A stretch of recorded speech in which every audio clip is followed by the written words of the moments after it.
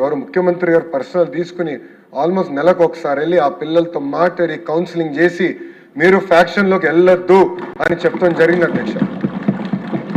భారతదేశ చరిత్రలో ఏ రాజకీయ పార్టీ ఇది చేయలేదు అధ్యక్ష.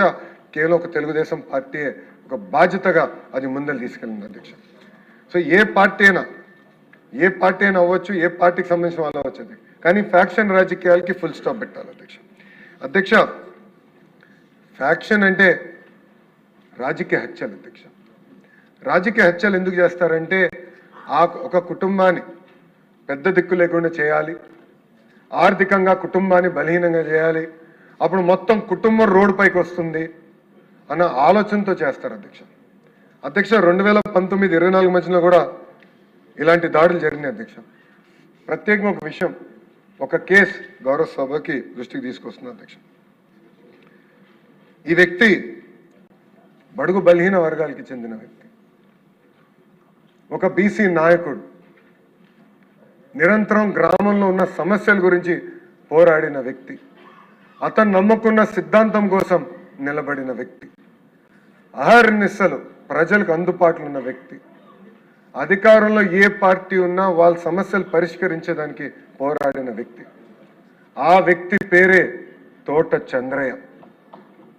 2000 అధ్యక్ష మీరు చూస్తే 2022లో జనవరి 12న అతన్ని పైన దాడి చేసి నడి వీధిలో అతన్ని పడుకోబెట్టి ఏకంగా మెడపై కత్తి పెట్టి వాళ్ళ నాయకుడు అంటే ఆనాటి పాలకులు 2019 నుంచి 24లో ఎవరైతే అధికారులు ఉన్నారో వాళ్ళ నాయకుడు ఒక్కసారి జై చెప్పు నేను వదిలేస్తానని చెప్తే, లేదు నేను చెప్పాను, నేను చనిపోయినా పర్వాలేదు, ఆ పసుపు జెండా నా పైన పెట్టండి అని చెప్పిన వ్యక్తి తోట చంద్రయ్య. ఆనాడు జై చంద్రబాబు నాయుడు, జై తెలుగుదేశం అన్నందుకు అతి కిరాతకంగా చంపేశారు అధ్యక్ష. అధ్యక్ష విజువల్స్ ఆంధ్ర రాష్ట్రంలో కాదు భారతదేశంలో ప్రతి భారతీయుడు కూడా చూశారు అధ్యక్ష. ఆ వీడియో రికార్డు కూడా ఉంది అధ్యక్ష. వాళ్ళ అబ్బాయికి ప్రభుత్వ ఉద్యోగం కల్పించాలని మేము చర్చించాం, పార్టీ పరంగా చర్చించాం, కూటమి ఎన్డీఏలో ఉన్న జనసేన పార్టీ, భారతీయ జనతా పార్టీతో కూడా చర్చించాం.